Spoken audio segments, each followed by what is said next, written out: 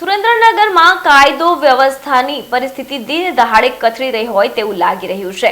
ત્યારે ગુનેગારોને ગુનો કરવાનું મોકળું મેદાન મળે છે અને પોલીસ કે કાયદાનો ડર તેમજ ખોફ ભૂલી ગયા હોય તેમ આવારા તત્વો નશાની હાલતમાં લોકોને નુકસાન પહોંચાડી રહ્યા છે। ત્યારે સુરેન્દ્રનગર જિલ્લાના મૂળી રાજકોટ હાઈવે પર મૂળી એસટી ડેપોની સામે આવેલ માંડવરાયજી હોટેલમાં ગત સોમવારના રોજ રાત્રે 1 વાગ્યા આસપાસ હોટલ પર એક સફેદ કલરની કાર આવીને ઊભી રહી અને તેમાંથી 4 આવારા તત્વો ઉતરીને હોટલમાં આવ્યા। હોટલમાં બેસેલા માણસને મારવા લાગ્યા હતા। હોટલમાંથી માલ સામાન લઈને ફરાર થઈ ગયા હતા।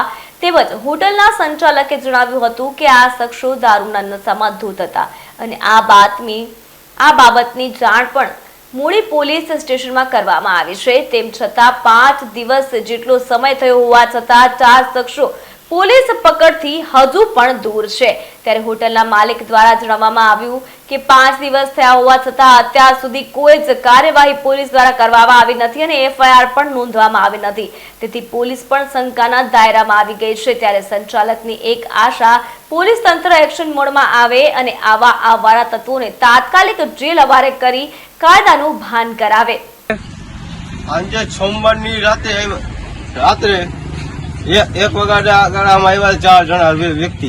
4 જણા વ્યક્તિ તોડફાડ કરી દિલ્હી હાલતમાં હતા। તોડફાડ કરી 4 જણાને મને માર્યો હતો। અહીંયા આગળ 2 જણા પકડી, 2 જણા હાથ પકડા, 2 જણા મારતા હતા। આમે ઠેક પંપ લાગી ઠેક માર્યો મને। તોડફાડ બધી અહીં કરી, વસ્તુ લઈ ગયા।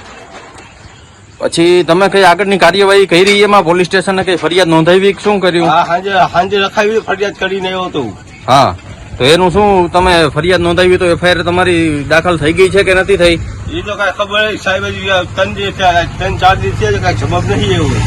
હજી તમને કઈ રિપ્લાય આવ્યો નથી એનો? હજી એવું હોય નહીં। બરોબર છે। અને ગાડીમાં આવ્યા હતા એ લોકોને તમે ઓળખો છો?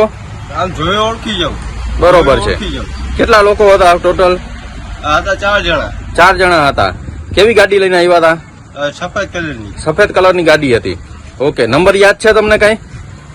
નંબર યાદ આમ મારતા યાદ ન રહ્યો, પછી બચાવ બાળી